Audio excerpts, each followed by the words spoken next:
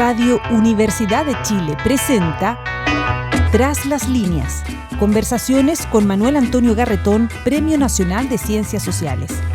Un programa del Departamento de Sociología y Magíster en Ciencias Sociales de la Universidad de Chile.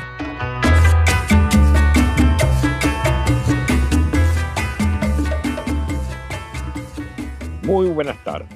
Bienvenidos y bienvenidas a Tras las líneas, el programa semanal del Magíster en Sociología de la Modernización de la Facultad de Ciencias Sociales y el Departamento de Sociología de la Universidad de Chile.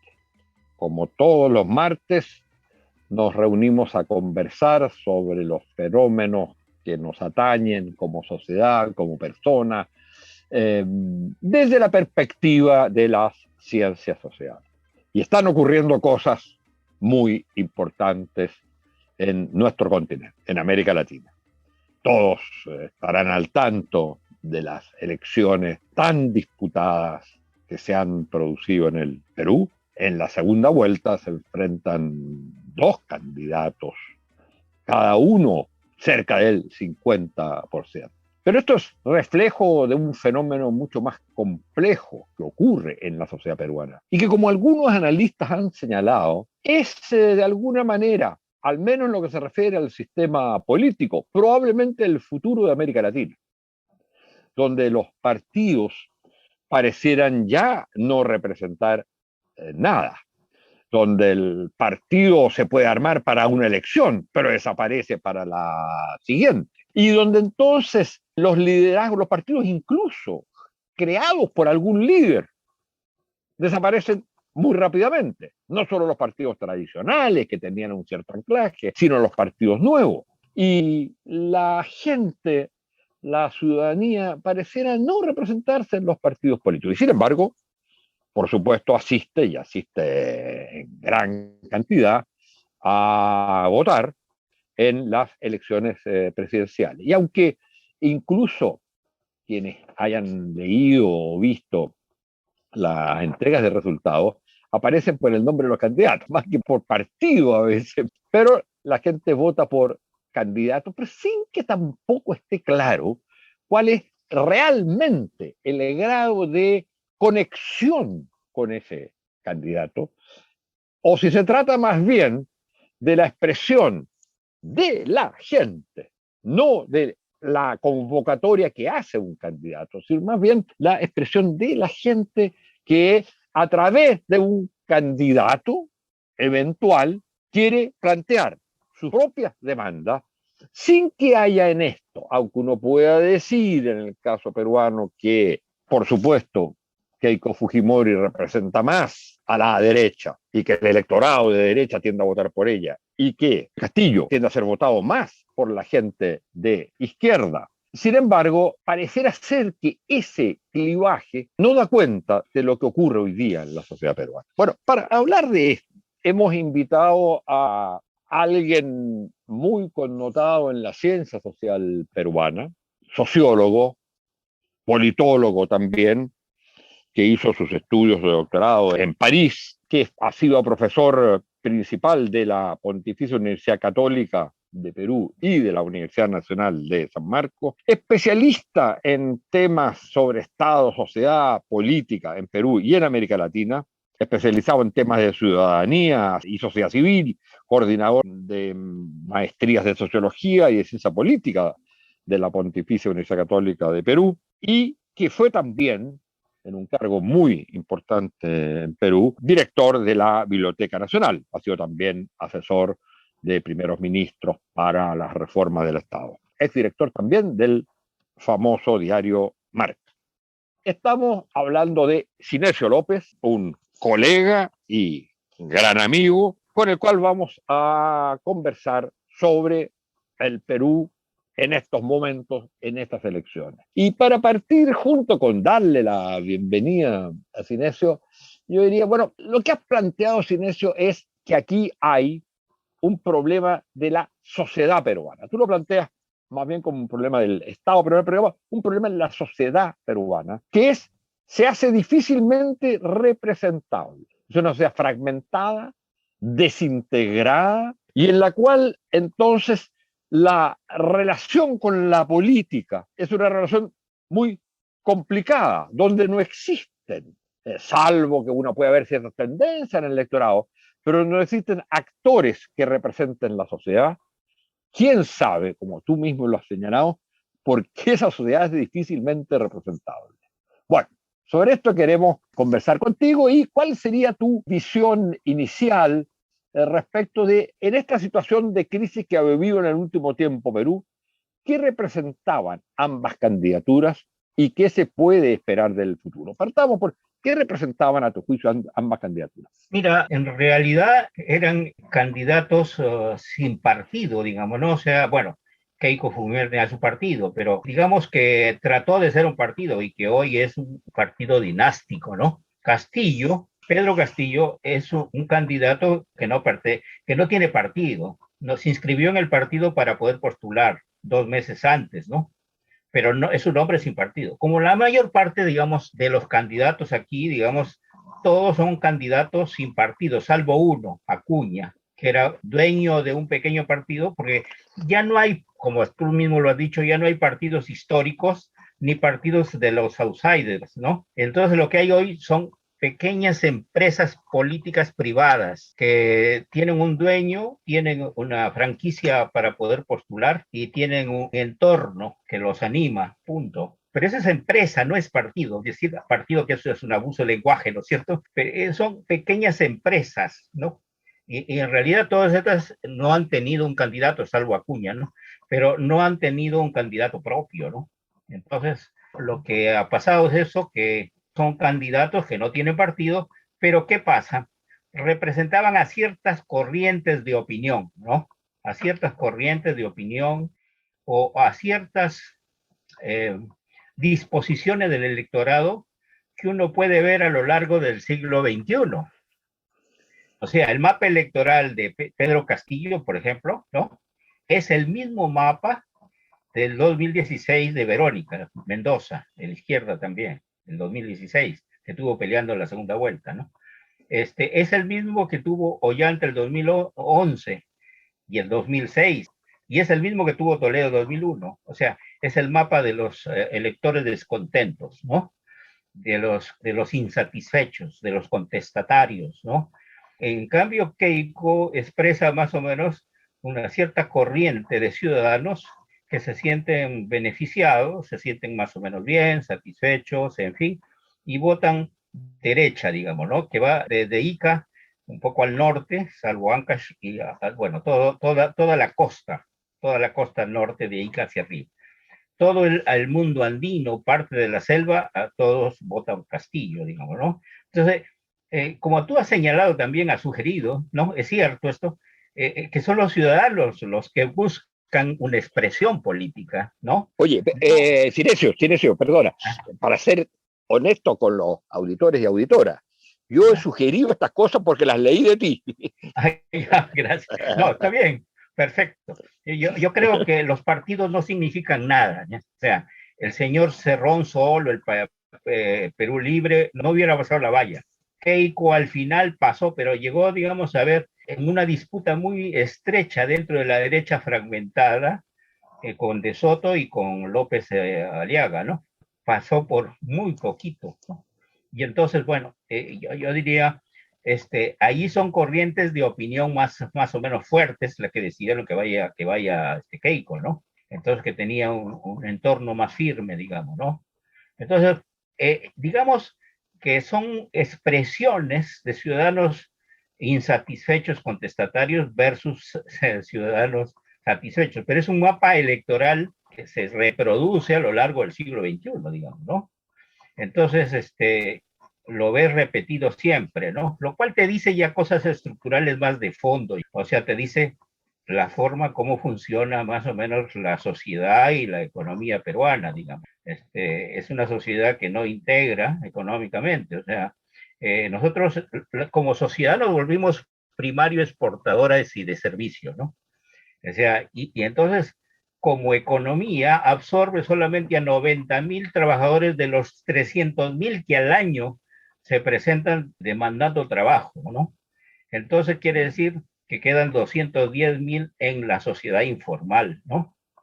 Y Entonces, la sociedad informal, que entiendo bien, es cerca de un 70% de la población económica activa, ¿no? sí, bueno, es un poquito más, incluso ahora llegaba a ser 80 con la 80. pandemia. O sea, ya es una sociedad, ya no es una sociedad de clases como la que tuvimos en el siglo XX, ¿no? Hoy tenemos una sociedad de informales, ¿no?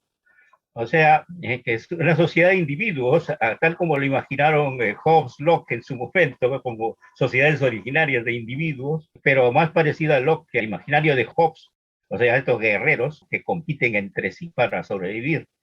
En cambio, Claro, o sea que tal como tú señalabas, buscan menos, al menos en el caso de Hobbes, buscan la felicidad, en este caso se busca solo la sobrevivencia. O exacto, sea, eso. que es una sociedad de individuos, porque aquí hay un punto que es bien interesante, digamos, que atraviesa casi todas nuestras sociedades, y es que se ha hablado mucho y muy a favor, ¿no es cierto?, de este proceso de individuación. Es decir, por el cual, digamos, se ha pasado de sociedades o de masa o colectiva en la cual los temas de subjetividad, los temas de ser sujeto parecieran ser principales, sobre todo el hecho de ser sujeto individual. Pero esto no es ser sujeto, es en el fondo la búsqueda de sobrevivencia, no es un proceso de individuación en la cual tú te reconoces, te afirmas como sujeto frente a otros a los cuales reconoces el mismo derecho, ¿eh? Para vivir en sociedad y construir una cierta sociedad. Donde entonces la pertenencia a una sociedad y la subjetividad de alguna manera se desarrollan ambas. Aquí, más bien, en la individuación es como tú bien lo señalabas, son individuos aislados o a lo más cercanos al que vive la misma situación, y Claro, eso es la sociedad para ellos. exacto. En realidad es un mundo, el mundo que Aníbal Quijano llamaba el mundo marginal, ¿no? Es un mundo, pero de individuos que buscan la sobrevivencia, no la felicidad, ¿no es cierto? Entonces, es difícil representar gente cuya situación económica es muy volátil. Tú puedes representar más o menos clases sociales, ¿no? Como teníamos más o menos en el siglo XX, ¿no? Que tienen intereses más estables. En cambio, los informales, bueno, hoy son gasfiteros, mañana electricistas, pasado carpinteros, no sé, etcétera, etcétera. Y cómo lo representas, ¿no? O sea, es difícil. Entonces viene el problema de que hablaba Turén, ¿no? Del problema de la crisis de representabilidad. No es que los actores políticos han fallado, bueno, han fallado, ya está, ya colapsaron, eso han colapsado, ¿no? Es un problema de las dificultades de una sociedad de informales y de la sociedad fragmentada para ser representada en el mundo de la política, ¿no? Ese es el problema, a mi juicio, ¿no? Porque, bueno, por ejemplo, Chile tiene pues menos informales, tiene un 30% informales, ¿no? Mm. Entonces, nosotros, en cambio, ya 80 es demasiado, ¿no es cierto? O sea, no hay pues ya una sociedad de clase como más o menos se aparecía que teníamos en el siglo XX, ¿no? La verdad también es que con todas las críticas que se puedan hacer, sigue existiendo un sistema de partidos que ya no es lo mismo que antes, que ya no representa lo mismo que antes, pero donde, por ejemplo, se generan nuevos partidos que no desaparecen de la noche a la mañana. El caso, por ejemplo, del Frente Amplio y la renovación de la izquierda que existe así. Finalmente la derecha está muy dividida, pero tiene partidos. Y en los momentos de elección, finalmente, aunque se participa mucho menos que en Perú, el voto voluntario, hay alguna relación con los partidos y si no gustan los sistemas de partidos, hay formas de expresión como por ejemplo ocurrió ahora con la convención constituyente. Pero yo te quería llevar a otro punto que me parece que me llamaba la atención en las cosas que leía de tus reflexiones, y es que tú hablas que esta sociedad, es decir, que nunca logró constituirse realmente como un Estado casi fallido, dices tú, y una sociedad también casi fallida que no logra constituirse como una polis, como una comunidad política propiamente tal, donde Se siente parte tanto uno como el otro, como aquel con el cual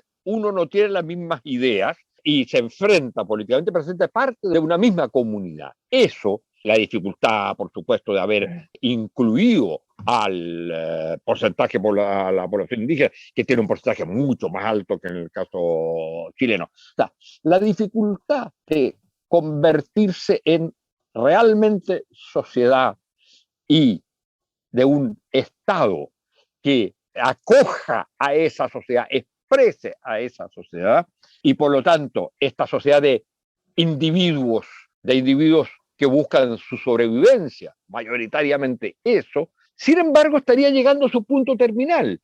¿Qué ves para adelante? De alguna manera, el triunfo de uno u otro puede significar recomposición, o tú eres más bien pesimista. A ver, Manuel Antonio, yo no solamente vería esta elección de ahora como proceso electoral, yo lo tendría a ver como un proceso de democratización social y política, ¿no? O sea, en realidad son las masas excluidas, ¿no? Los ninguneados de siempre, los nadie, que por fin encuentran a alguien que los expresa, que es un maestro rural de primaria y con el cual se identifican, pero a muerte, ¿eh? O sea, digamos que la persistencia en el voto es espectacular aquí de la gente, no la vas a cambiar por nada, digamos, ¿no?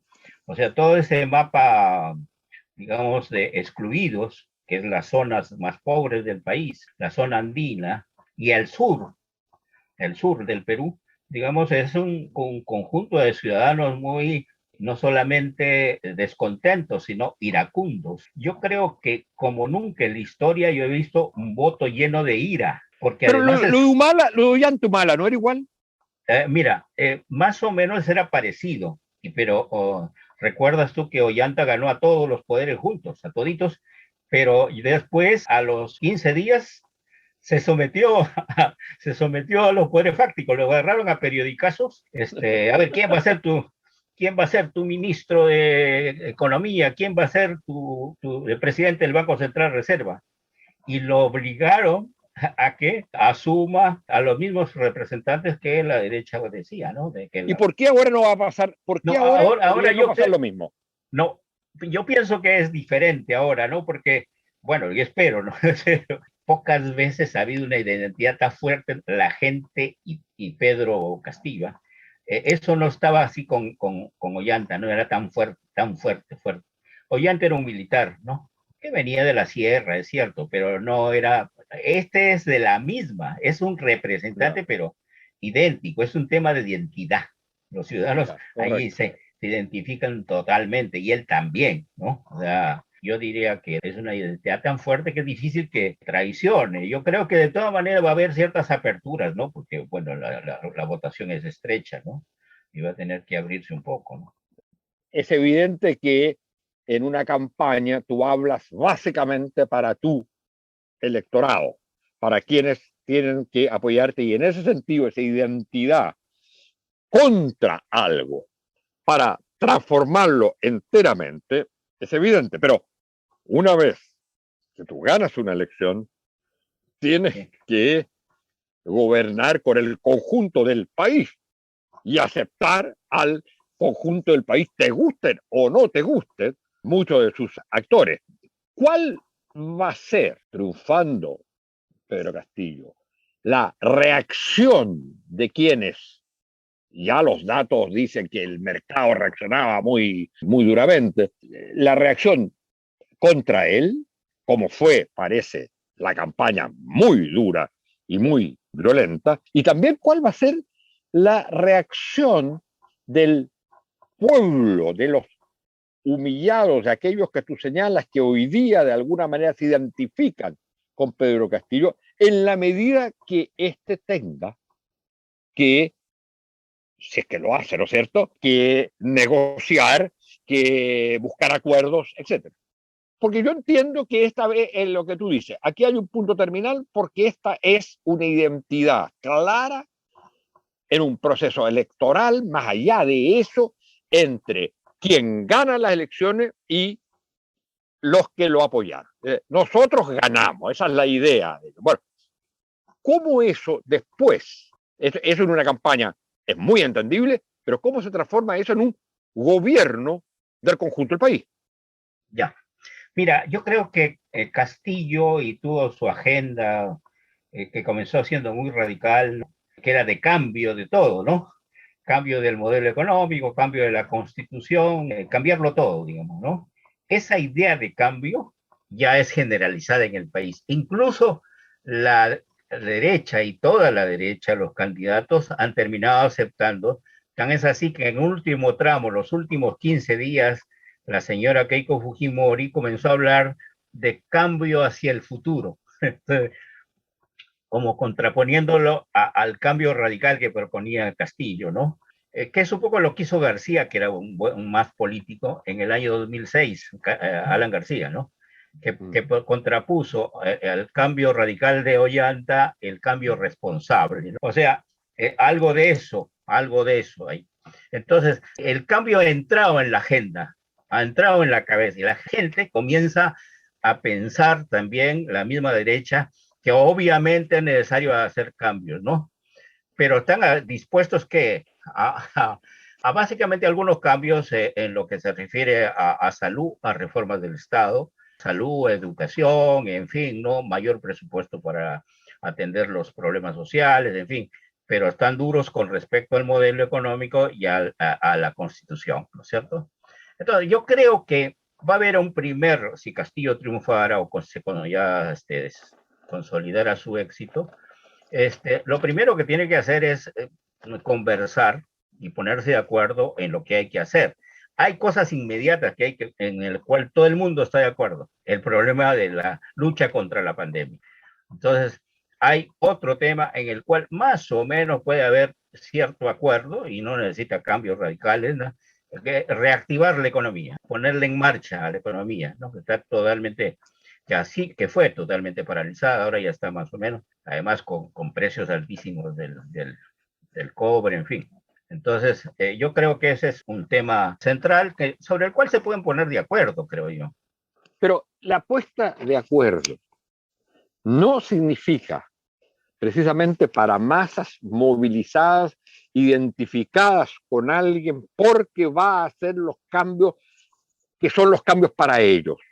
La búsqueda de esos acuerdos no puede aislarlo o hacerlo perder, digamos, legitimidad y por lo tanto hacer que el conjunto del proceso pierda legitimidad ante una sensación de frustración. De nuevo pasó lo mismo.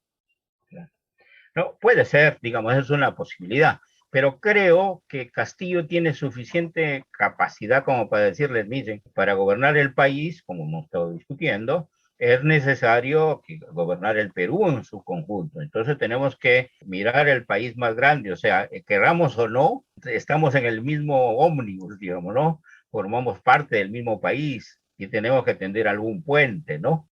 Entonces, ya tan es así, bueno, ese diálogo más o menos ha comenzado, en el sentido de que Castillo ha dicho, y la gente lo de alguna manera ha aceptado, bueno, que él sí va a impulsar, digamos, una nueva constituyente, pero previamente tiene que haber un referéndum aprobado por el Congreso, digamos, ¿no? Que él lo propone, lo aprueba el Congreso, y si el Congreso lo aprueba, se cierra el referéndum para averiguar si la Constitución tiene que ser cambiada o no. Entonces, si el pueblo no acepta, dice, se sigue como está.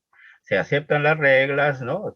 Entonces, o sea la idea de él es, digamos, un poco como ha sido el esquema acá, que no deja de ser interesante un par de cosas que has dicho en referencia a lo que ha sido nuestra experiencia. La Constitución se transformó en un momento en el símbolo, porque era la Constitución heredada de Pinochet, en el símbolo de todo lo que uno rechazaba. En el símbolo, llamémosle, del modelo económico, del modelo político, de la desigualdad, de los abusos, etc. Ahora, era correcto porque era la Constitución de un dictador, lo cual también es el caso peruano, claro, si no me equivoco. Sí, sí. Es la Constitución heredada de Fujimori. Claro. Y el problema es, la salida sería precisamente un referéndum o plebiscito para preguntarle a la gente si quiere seguir con la traducción o si quiere otra. Exacto, así es. Eso ya es algo aceptado por su misma gente, ¿no? Porque eso ya lo ha discutido con los adversarios mismos, porque todos andaban asustados de que va a imponer, y ellos creen que tampoco el referéndum puede salir. Mira, aquí dependía mucho del margen, ¿no? Pero si el margen es tan estrecho, va a ser un poco complicado, ¿no? Porque si tú tienes un margen de 5 para arriba, tienes mucho más legitimidad, digamos, más fuerza, tienes tu legitimidad como para movilizar a los ciudadanos, ¿no? Y exigir y presionar al Congreso para exigir un referéndum. Pero cuando el margen es tan estrecho, digamos, ¿no? Ni siquiera puede ser un punto, ¿no? Sino décimas, ¿no? Entonces, la cosa se pone más complicada, ¿no? Pero hay esa apertura por parte de él y por parte de la gente, ¿no? De que es necesario seguir caminos constitucionales para hacer los cambios. Si no, no se puede, ¿no? Tú hacías una crítica bastante dura a los programas, tanto de Keiko como de Pedro Castillo, haciendo ver que uno era de un neoliberalismo mediocre y que el otro era un programa trasnochado y que no sabía mucho incluso de lo que hablaba. Y eso, ¿cómo cambia? Ahora es interesante que quizás los programas no son lo importante en esto. Sí, claro, nadie. Tú sabes que nadie vota por programas en el mundo, ni en la sociedad más racional del mundo, ¿no? Entonces, salvo en la segunda vuelta, quizá algo, ¿no? Salvo los ciudadanos más ilustrados o más cultos o más informados, ¿no? Entonces vota por programa, pero para la segunda vuelta sí necesitas algo, ¿no? Alguna explicación, porque tiene que conseguir gente que vote por ti, que no votó por ti en la primera vuelta, ¿no? Entonces, en ese sentido, necesitas ya una cierta racionalidad mayor. Y eso es lo que pasó en determinado momento, porque hubo un momento en que él se iba de largo, como si la segunda vuelta no tuviera otra lógica distinta a la primera, que no había que cambiar discurso ni de estrategia. Se fue de frente, porque la votación a la semana de la primera vuelta, le dio votos cualquier cantidad y votaba a la derecha incluso por él. En las encuestas. Sí, en la encuesta, en la primera. Claro.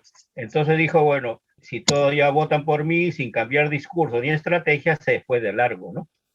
Pero después se dio cuenta, y ya tanta crítica, digamos, se dio cuenta que tenía que cambiar de discurso y también de estrategia, y tenía que conseguir un equipo de gobierno, que no lo tenía Perú Libre. Y entonces tenía el apoyo de Juntos por el Perú. Juntos por el Perú tiene el equipo de economistas de primer nivel, alternativo a cualquiera de los economistas neoliberales, ¿no? Que tienen experiencia, ¿no? Uno de ellos ha sido ya presidente del Banco Central de Reserva, ¿no? Oscar. ¿Ese es el partido de quién? De Verónica Mendoza. Ah, el ¿no? Partido de Verónica, claro. Ya, entonces, tiene un equipo económico de primera, ¿no? O sea, totalmente. El probable ministro de Economía sería Pedro Franque. Son economistas de primer nivel. Yo creo que allí es donde comienza otra vez a mejorar él, ¿no? Pero poco a poco, digamos, Keiko había avanzado mucho, ¿no? Ya había avanzado. Y al final ya llegan, bueno, casi empates, han terminado así. Bueno, desgraciadamente el tiempo no apremia. Ha sido una conversación muy interesante en un momento crucial de la historia de Perú por uno de los grandes analistas que ese país tiene, que es Sinesio López. Bueno, y por supuesto, nuestros deseos y esperanzas están con que el nuevo presidente pueda iniciar un proceso de recomposición, de reintegración de una sociedad y un Estado que han sido tantas veces calificados como fallidos. Muchas gracias, Sinesio, por esta conversación. Gracias a ti por la invitación, ¿no? Te deseo suerte también en Chile. Ustedes nos han llevado la delantera. Chile aparece como un gran modelo de cambios en América Latina y entonces es una cierta envidia que todos los otros países quizá tenemos de Chile. Suerte. Curiosamente, siguiendo un esquema de descomposición así de los partidos y que es propio de Perú, en eso, pero que esperamos sea también de recomposición y sobre todo, lo básico, es de recomposición de las relaciones con la sociedad. Así es. No solo la recomposición de un sistema de partido en una cúpula. Sí. Muchas gracias, Inés. Chao, muchas gracias. Radio Universidad de Chile presentó Tras las líneas. Conversaciones con Manuel Antonio Garretón, Premio Nacional de Ciencias Sociales. Un programa del Departamento de Sociología y Magíster en Ciencias Sociales de la Universidad de Chile.